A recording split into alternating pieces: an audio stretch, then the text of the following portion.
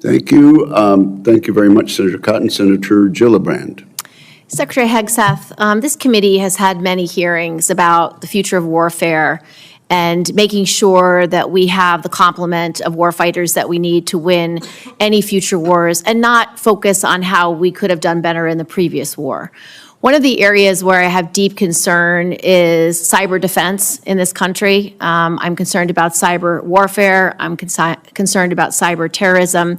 I'm also concerned about the deployment of UAS, as we've seen being extremely powerful in the war in Ukraine.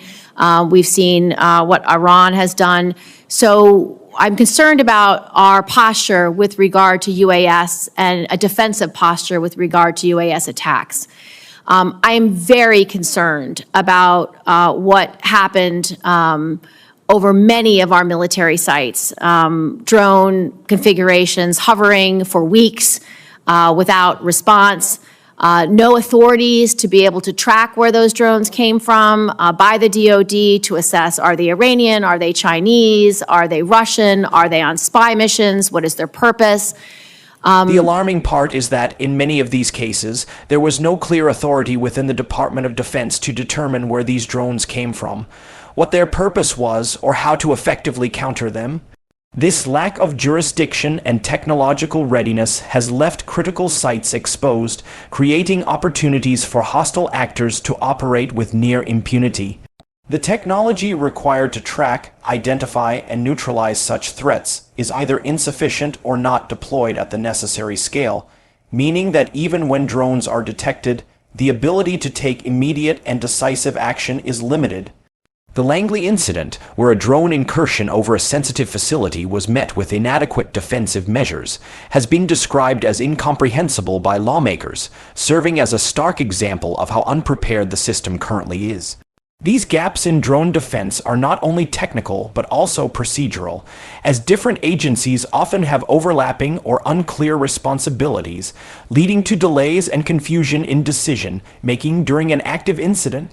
In the context of today's geopolitical tensions, such weaknesses are highly dangerous because drones can be equipped with advanced surveillance tools, electronic warfare capabilities, or even weapons.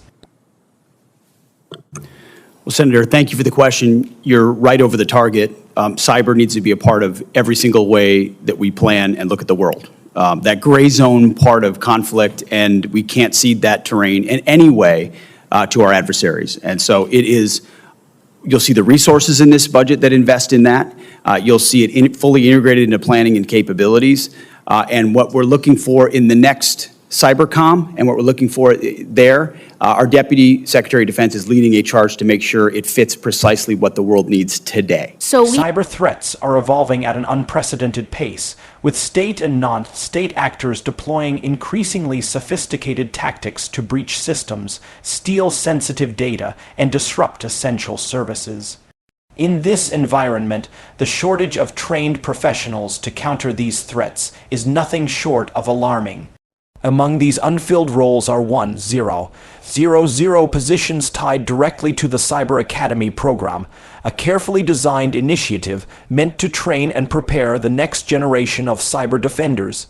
The Cyber Academy works by offering top-tier state-of-the-art education at over 600 schools across the country, with the agreement that graduates will dedicate several years of service to the Department of Defense or the intelligence community. This approach ensures a steady pipeline of skilled individuals who are not only equipped with the latest technical knowledge, but also committed to national service. However, the reality is that these graduates, despite fulfilling their part of the bargain, are being locked out of employment due to a hiring freeze and lack of dedicated funding. So we have a program that this committee supported in the last two NDAAs, which is a cyber academy to create a pipeline of young people who do cyber for service. So they get a state-of-the-art cyber education at over 600 schools around the country, and then they dedicate the number of years they had education to the Department of Defense or the intelligence community. And right now it is not being funded. And right now, because of the hiring freeze, these kids who have completed their degree under the Cyber Service Academy actually can't get a job at the DoD or the intelligence community And they're either going to have to no longer serve, which was part of the program, or get employed somewhere else, but we lose them. So what are you doing to unplug this problem of not hiring these cyber professionals immediately because they are part of the cyber service program? And your budget does not show that you are planning to fill 100 cyber positions for these young people who want to serve in the IC community or in the IC or in the Department of Defense. The Senate committee's call for increased authorities, funding, and technological upgrades to strengthen both cyber defense and counter-UAS capabilities reflects an urgent recognition that the United States cannot rely on outdated systems or fragmented responses in the face of rapidly evolving threats. The demands placed before the Secretary were precise. Produce a clear plan to fill the 1,000 vacant Cyber Academy positions.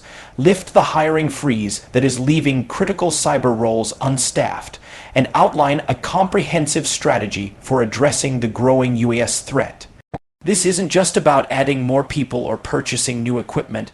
It's about creating a coordinated and modernized defense posture that can operate effectively across multiple domains.